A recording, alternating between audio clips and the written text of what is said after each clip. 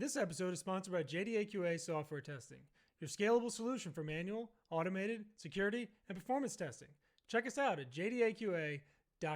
And with that, let's get on with the show.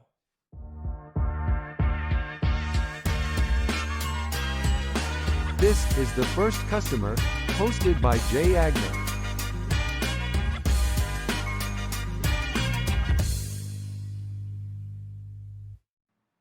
Hi, everyone. Welcome to the First Customer Podcast. My name is Jay Agner. Today, I am lucky enough to be joined by Roy Osing, as in O-Sing a Song. Probably my favorite way to remember somebody's last name. Roy, thank you for joining me. My pleasure. My pleasure. So you're up in Canada. Where did you start your journey, and did that have an impact on you being an entrepreneur? Well, I started my journey in a place called Kimberley, BC, where I was born and raised, which is about, half a day's flight from here, from Vancouver. And I say that it probably started because I grew up there and my mother was a very, very aggressive, insistent, demanding person. And I often think that she was kind of like the person that lit the fire that eventually got me going in my life and in business. And as I look back, I sort of suspect my mother, may she rest in peace, had something to do with my entrepreneurial drive and insistence upon superlative results. Insistence upon superlative results. Yes. That's a hell of a quote. You must be an author. So what was the first business you actually started?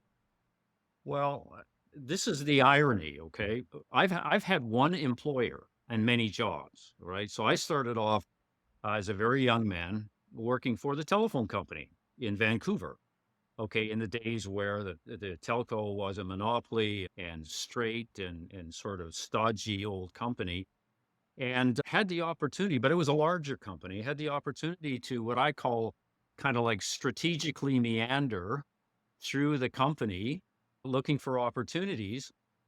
And eventually I found one and was asked to be the president of an early stage internet company when the internet was just coming to fruition, and got involved in that. And we basically grew it to $1 billion in annual sales. I get goosebumps every time I say that, but it's, to me, a most amazing feat that we were able to achieve. So I'm not your kind of like classic, entrepreneur from the point of view that comes up with this amazing idea and somehow gets things going. I was asked to basically change a culture, change a company, become market focused, become customer focused, and get as much as we could in terms of growth. And from early stage to $1 billion in sales, we achieved a lot, in my view, and only did it because of the entrepreneurial spirit that we all have. Makes sense. Now, did that lead directly to you writing about your experience in the book, or how did that come about? Yeah, so the book, I've actually written 7 in what I'm calling the Be Different or Be Dead book series. And the whole notion there is around differentiation, because I'm a believer that businesses generally and never have done a great job in differentiating themselves from their competition. They use words like better and best and great and number one and market leader, which quite frankly may be a great way for you to view yourself, but it's not a great way to answer the question to a customer or prospective client, why should I do business with you? What they want to hear is, how are you different? How are you special from everybody else out there? And so the differentiation theme I've been playing with for a long time. I wrote my first book called Be Different or Be Dead, Your Business Survival Guide in 2009. And I've been playing with that concept and developing the concept ever since. And my latest, which is the 7th, is basically around audacious, unheard of ways I took a startup to $1 billion in sales, but it's within that umbrella of differentiation. I mean, the way you achieve anything, and listen up, you entrepreneurs, it's not about having the products that's the same as anybody else, but you need to be the only ones who do what you do. It's not about being best and better. It's being the only. And so the differentiation piece has been with me a long time. Once I quit my day job, Jay, I had an opportunity then to sit down and start working more with my content, writing, coaching, advising businesses, et cetera, to try and help them do essentially what I was able to do, or we were able to do, in my quote, formal, real career. Very interesting. I would say maybe you didn't have the entrepreneurial start or rise that you kind of described earlier as being atypical of some guy who makes a product and does whatever, but it almost feels like your entrepreneurial journey in its truest sense began when you started writing books, right? Like, I mean, you kind of created a product, which was your book, and you started selling it. Did you have a publisher back in 2009, you said? Or is it kind of a self-published thing? How did you figure that No, process out? I had a publisher and a small publisher in Vancouver, and we did it. But just one thing, the books are nothing more than a compendium of what I did, right, to basically be successful in business. So if you want to think about this, they're actually a series of how-to books Mm-hmm. that reflect not what textbooks say, but reflect what Roy did. And that's a big difference, okay? Because they're not a theoretical blue ocean treatise or anything else. They're basically a roadmap of stuff that worked for me, simple things that worked for me that will work for anyone who trusts them. Okay. And people say, well, how do I know they work? And I say, well, because we actually grew a business to $1 billion in annual sales. That's a pretty powerful proof point that this stuff works, right? You just need to trust it and have a go because it's not for the faint of heart. Very early on in my career, it just manifested itself, as I strategically meandered through a larger organization, try and create change. That's basically what happened. And the books are nothing more than kind of like a documentation of my journey, if you want to think about it that way, and what I've learned along the way. If that's what you're doing now, though, isn't that a Yeah, yeah. product? Well, I would say yes, I guess it is in a classic sense. But to be honest with you, I'm not doing what I'm doing to sell books. I'm doing what I do and I'm doing what I'm doing to try and change the conversation in the world around being different and migrating away from kind of like traditional business 101 stuff, okay, that I Mm-hmm. discovered is woefully inadequate in terms of making people successful.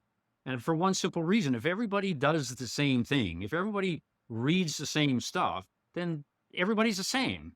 And it's not really leading to, kind of like creating organizations and people that are special in a way that customers care about, right?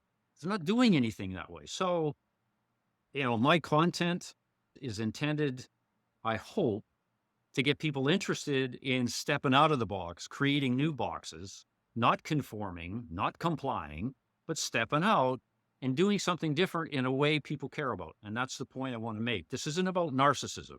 This isn't about the color of your hair. This isn't about the color of your skin. This isn't about your sexual orientation. It's about figuring out what people care about and satisfying that craving in a way that only you do. That's the quest to be different, right? And I'm finding that it's really hard, Jay, because people have basically been taught to comply. Education system teaches us to conform, follow the rules, apply the formula, and in brackets, you shall succeed, which of course is absolute hogwash. It's never worked for me.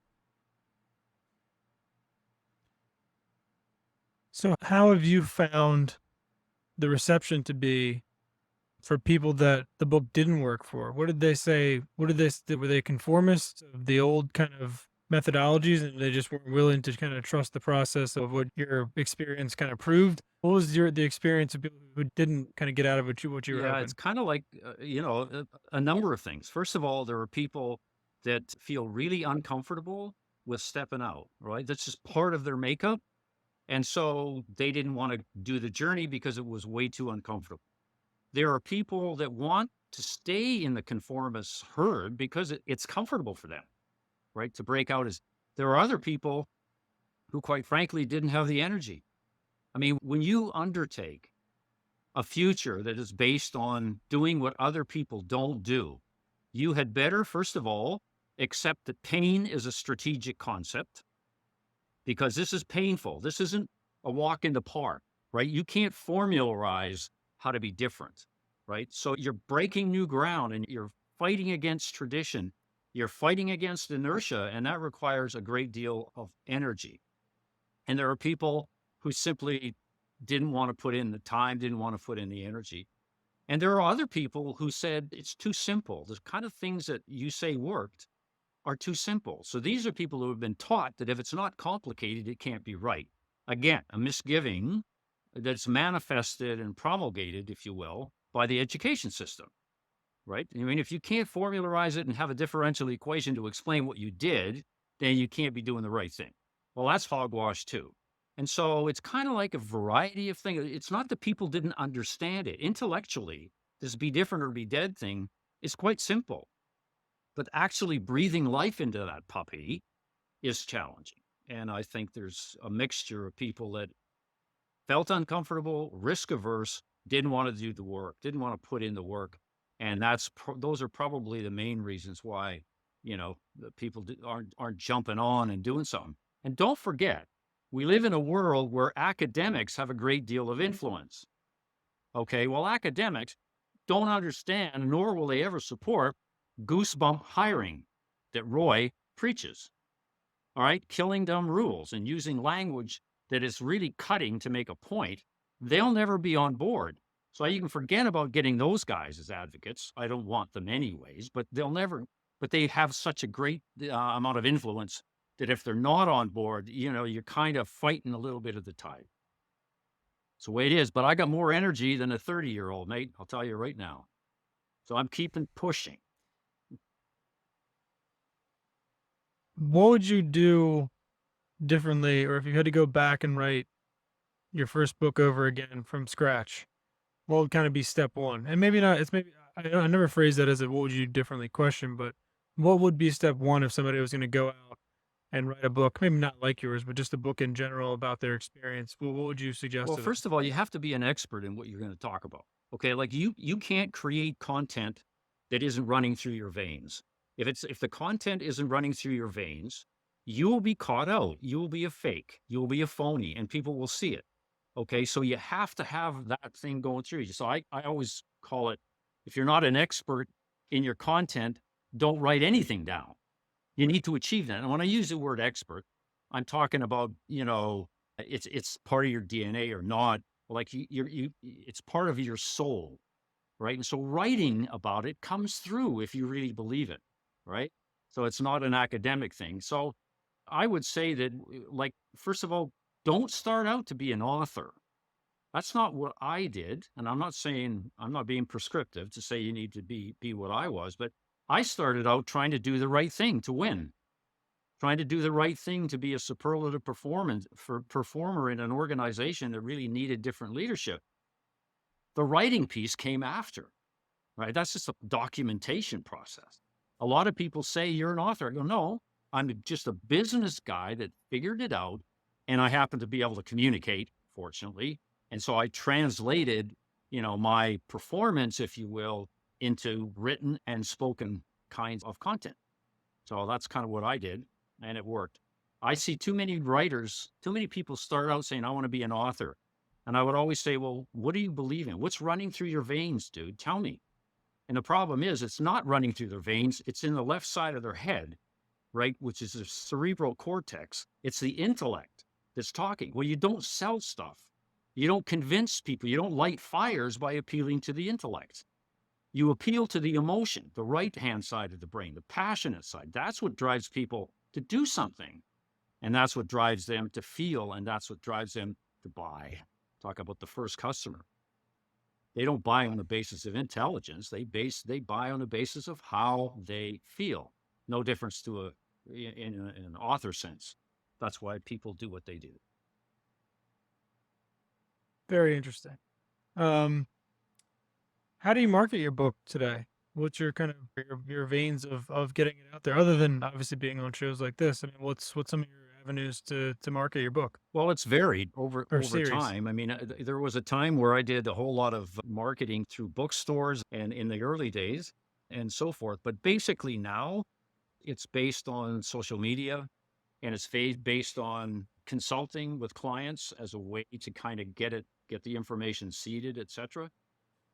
And I'm also doing work with some not-for-profits and using my book, giving it away as a way to get people's interest. And so for me, it's more about seeding as many areas as I can with the content, hoping that it will pick up. I don't have an objective to sell books. That's not what I'm trying to do. And nor do I have a way to measure whether I'm actually changing the conversation, even although I've done an awful lot of podcasts. People seem to be interested in what my content is all about. And I read that as an affirmation of the fact that it's resonating with people. And basically, that's what I'm doing. But do I have a marketing strategy? Yeah, kind of. But I'm not working too hard at it, Jay. Right. No, I hear you. So are you driving towards anything? Is it to be more in the business coaching consulting kind of space? Is that where you want to be? Or are you kind of just happy And to pay in the back, space you're in right I now? guess, in the sense that I want to hopefully help people be successful in their personal life, in their career, and in their business by using the stuff that worked for me. So it's a bit of an altruistic goal, if you will, but it's one that excites me, and it's one that helps me meet people, and helping people is a good feel for me. And it's time in my life that I want to do more of that, because I had a lot of help when I was struggling, when I was growing, when I was doing everything. I could have used a mentor like me, is a way I would put it. So now I try and mentor other people, and it's so satisfying. And so I give the books away and say, hey, try this, try this, try this. And yeah, it works. What are some of your hobbies outside of Love to business? travel. My wife and I, we've been married 57 years. So we've been around a long time, and we love to travel. And traveling is kind of interesting for me because I write a lot when I travel. Like, I blog every week.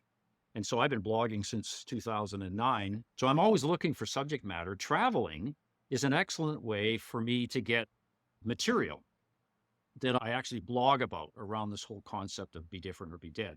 I find customer experiences that have been delightful and take my breath away, or I find that they suck and blah, blah, blah. And there's learning in there, et cetera. So traveling, I guess, feeds the creative process that I have to continue to write. And we do an awful lot of that. We ski. We have a place in Whistler where they had the 2010 Olympics. So we do a lot of skiing. And I got 4 grandkids. So I spent an awful lot of time. I'm to be different papa, right? Because I use my stuff in my personal life. So I do things their parents might not appreciate, but my grandkids love it because it's so different. They're in school, right? They don't, when they see me do the sorts of things that I do, they go, what? And when they do that, I go, ha ha. Okay, I'm winning. I'm winning with them. So that's the sort of thing that we do. And the days are wonderful. And I have opportunities to meet guys like you. Awesome. Love it. All right, last question. If and I'm always curious for people who do so much and have seen so much, what's your answer to this question would be? Non-business related. If you could do anything on earth and you knew you couldn't fail, I'd what would probably it be? take my foot off the gas pedal. Like, Hmm. I've been driving hard my whole life. I mean, I've sacrificed a lot of things that in retrospect, from a personal point of view, I don't regret, but there probably was another way had I just been a little more patient. And so, yeah, I would take my foot off the gas pedal. Having said that, you got to realize that when you're involved in stuff that is different than what people are used to, if you're not dedicated, if you don't care about work-life imbalance, right? Or if you do care about it, it tends not to move on you. You have to devote yourself. You have to have it run into your veins and do it. But I honestly think in retrospect, and I don't know, maybe I'm wrong, that had I just, decelerated a little bit from time to time, things still would have worked out and I would have achieved my goals. Interesting. That's the first time I've heard that answer, and I love it. All right. How do they find Roy? How do they find your book series? I'm sure it's everywhere, but how do they contact you if they want to meet a very energetic, fun, smart guy? And Well, I they have a wanna get in touch with website, you? How do they do that? bedifferentorbedead.com. And so I've tried to equip it with as many resources as I could to support this Be Different or Be Dead journey. I blog every week, so you can check out the blog. So I've been writing about my stuff since '09, since I told you my first book. And I also have a couple of pages there on my book, so you can check it out and do what you want with that. And I've got an email. It's roy.osing@gmail.com. And I'm really happy, Jay, to have a conversation with anybody on Be Different or Be Dead. Writing, how do you write an only statement, right? What are the sorts of things you need to do personally to be different? What is that all about? And I have people asking those kinds of questions. I want to be different, Roy. How do I do? What do you mean by that? We have wonderful conversations, and I'm happy to continue to do that. So reach out to me and I won't let you down. I will return your email. We'll have a conversation. Trust me. Beautiful. I love that very much. All right, Roy, you've been fantastic. Definitely be different. Don't be dead next time I see you. And I'll definitely share your contact, and hopefully people reach out if they want to learn how to be different from a guy like Ron. Very cool guy. Enjoy the weather up there, brother. I do. Thanks for having Talk me. to you soon. Thanks, Roy. See ya.